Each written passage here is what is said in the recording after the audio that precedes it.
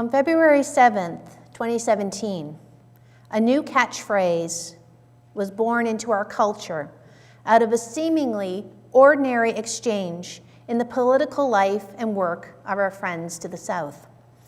On that day, the United States Senate was trying to put forward the nomination of Senator Jeff Sessions for the position of United States Attorney General.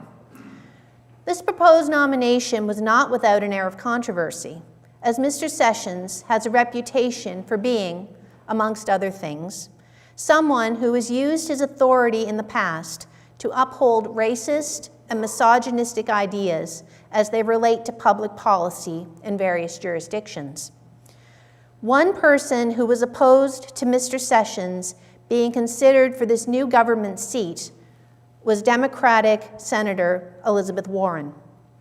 And in an effort to get her fellow Senate members to reconsider this particular candidate's fitness for the office in question, Ms. Warren attempted to read aloud from a letter there on the floor of the Senate. And this was not just any letter. It was a letter written by Coretta Scott King, the wife and widow of civil rights activist Reverend Dr. Martin Luther King. Ms. King wrote this particular letter in 1986 in an effort to raise objection to the idea of a Mr. Jeff Sessions being allowed to serve as a district court judge in her area. The same Mr. Sessions who was now being considered for the job of U.S. Attorney General. At that time, Ms. King had the same objections to Mr. Sessions holding public office in her jurisdiction as Ms. Warren did in the present day. That someone who was known to hold racist and sexist beliefs towards others and who allowed those beliefs to influence the work he was about could not and should not be allowed to hold a position that would give him such undue power and authority over others. This is why Ms. Warren decided to use Ms. King's words to drive home her own point while addressing her fellow senators that day. Unfortunately, Ms. Warren's efforts to object to Mr. Sessions' eligibility for this office, using either her words or someone else's, all of these efforts were thwarted by the very body of people she was attempting to address. As soon as Ms. Warren began to read the letter, her Republican colleagues called for and held an immediate vote to prohibit the reading of the letter. Not only that, but the Assembly also voted to prohibit Ms. Warren from being able to say anything more about Jeff Sessions in that hall before the vote was set to take place.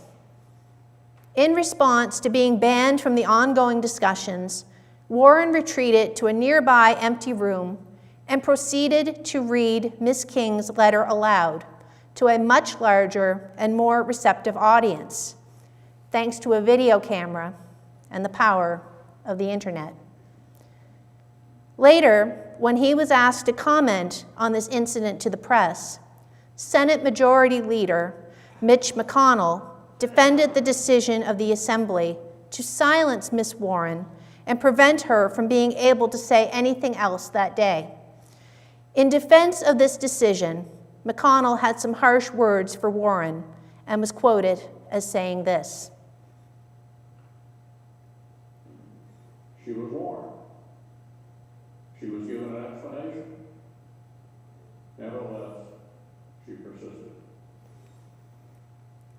I am sure when he spoke those words, Mr. McConnell had no idea how those words would be embraced and reinterpreted by our wider culture.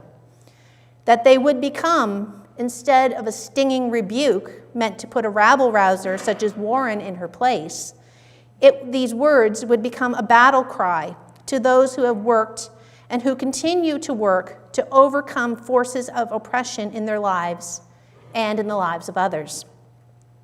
That those simple words would be applied to the life and work of other women over the course of history, such as 60s civil rights activist Rosa Parks,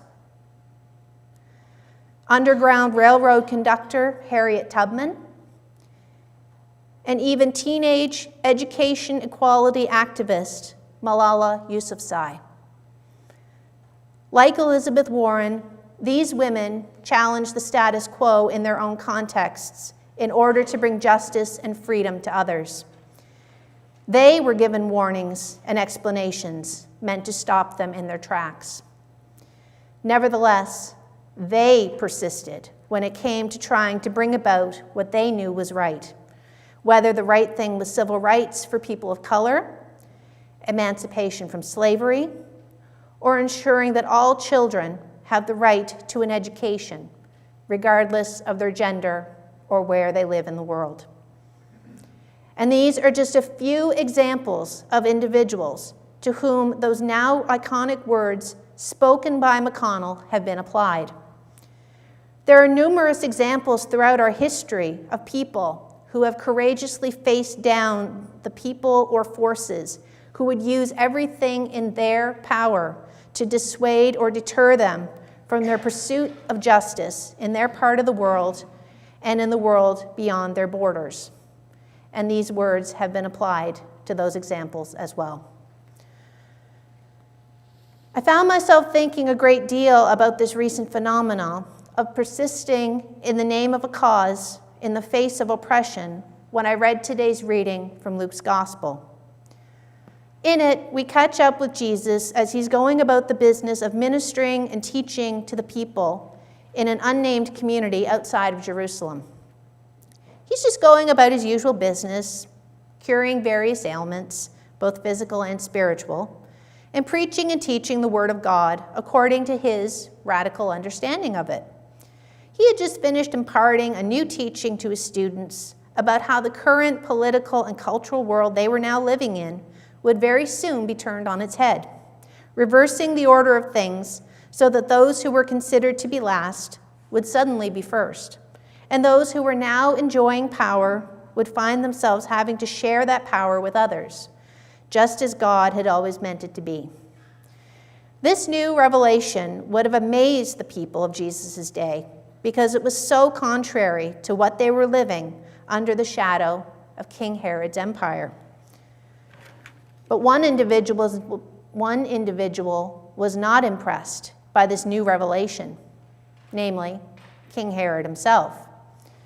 And since the king had many friends in the religious community that he could influence to carry out his bidding, some of Jesus' peers in the religious community quickly went to Jesus to caution him that his presence and behavior in the area had greatly upset the current political leader. These Pharisees come to Jesus with a simple message: get out of here while you still can, and take your disruptive and inflammatory messages with you before someone, namely you yourself, gets hurt. They explained that King Herod had heard what Jesus was telling the people, and he was furious with Jesus.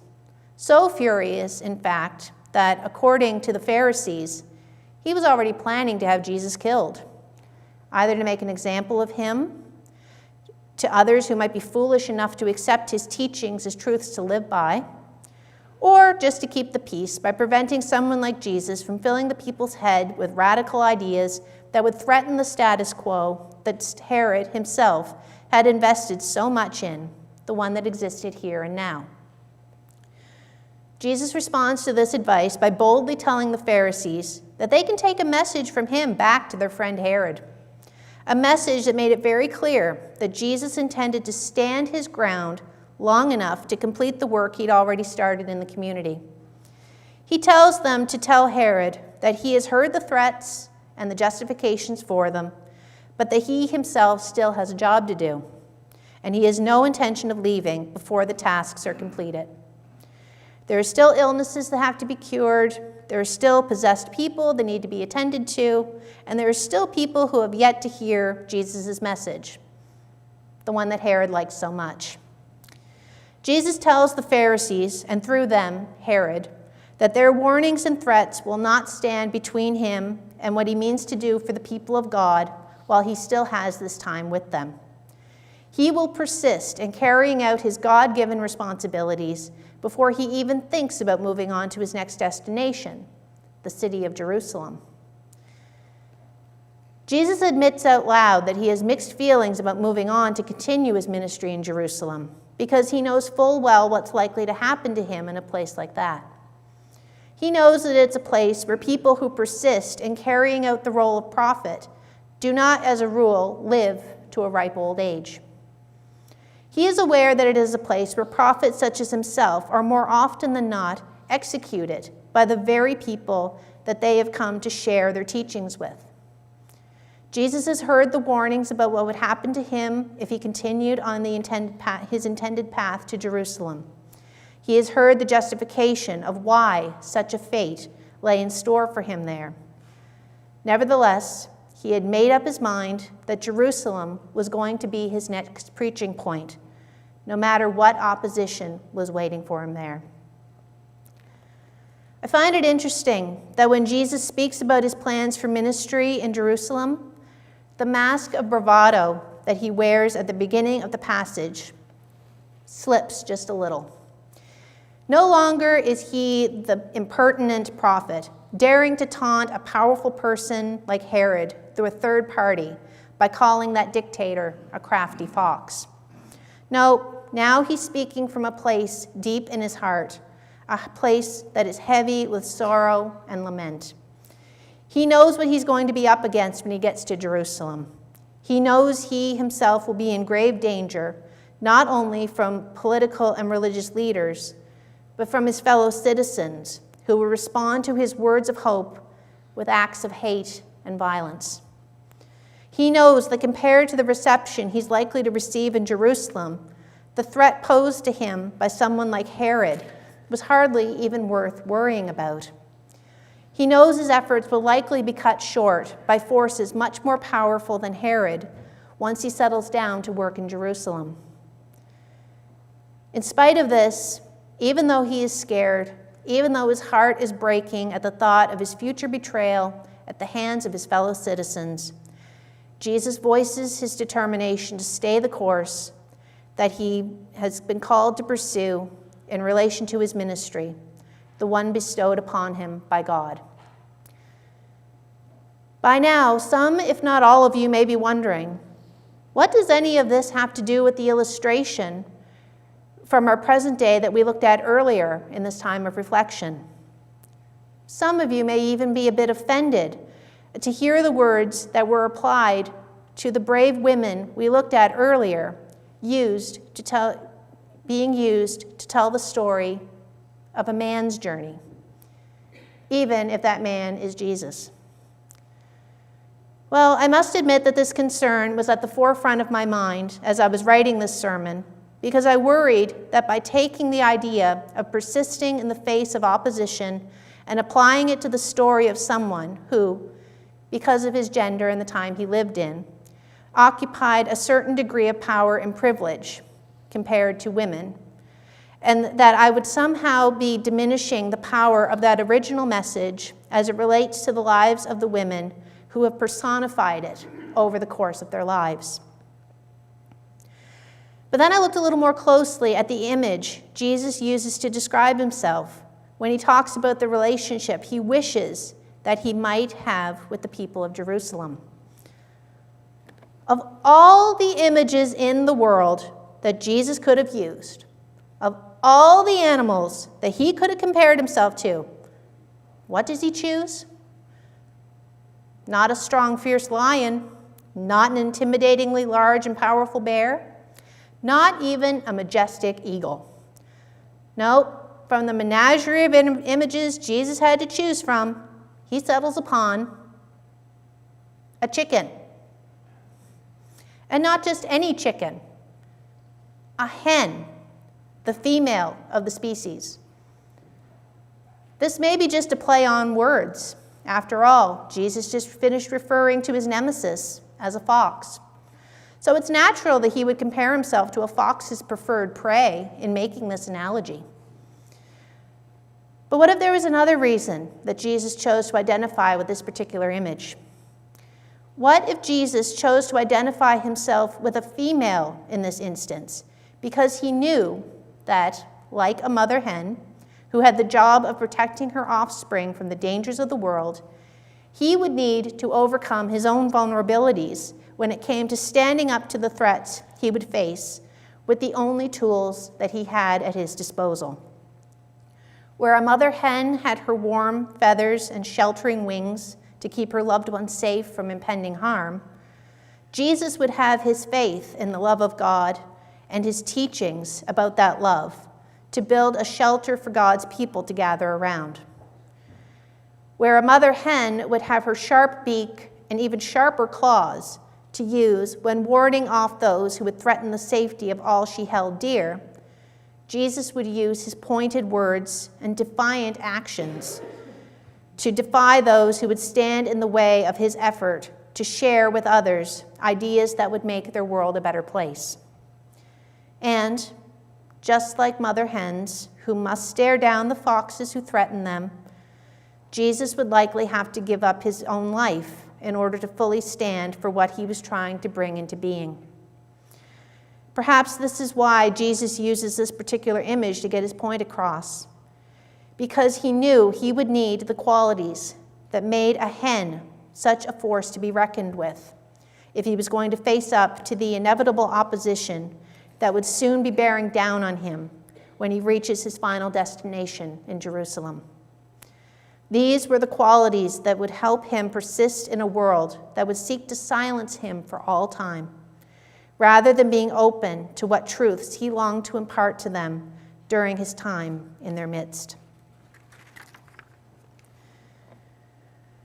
For those of us in this world who believe in the same values of peace and justice that Jesus worked to impart and uphold in his life, we know that such ideals are not easy ones to bring to life in our present contexts. We live in a world where the fight against such forces as racism, sexism, homophobia, and more are getting harder to withstand by those of us who believe in a more just and equal worldview.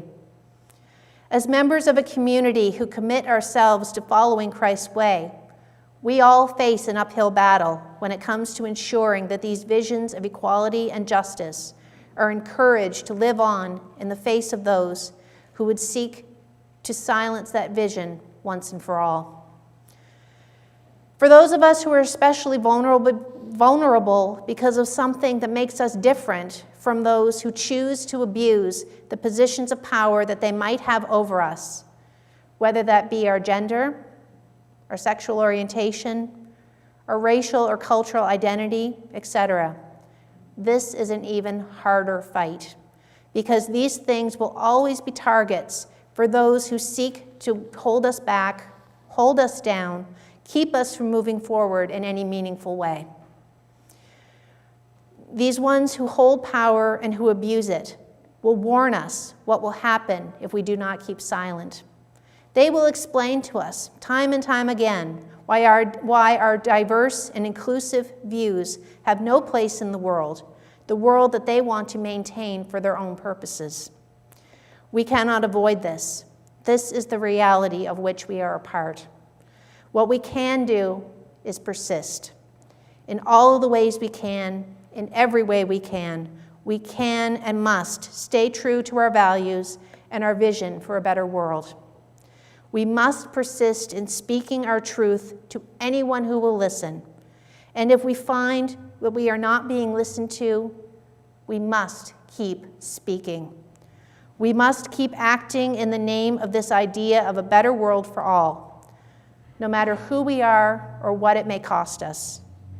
We may upset a lot of powerful and even dangerous people with our refusal to give in to their cautions and justifications. Nevertheless, we must persist. May it be so. Amen.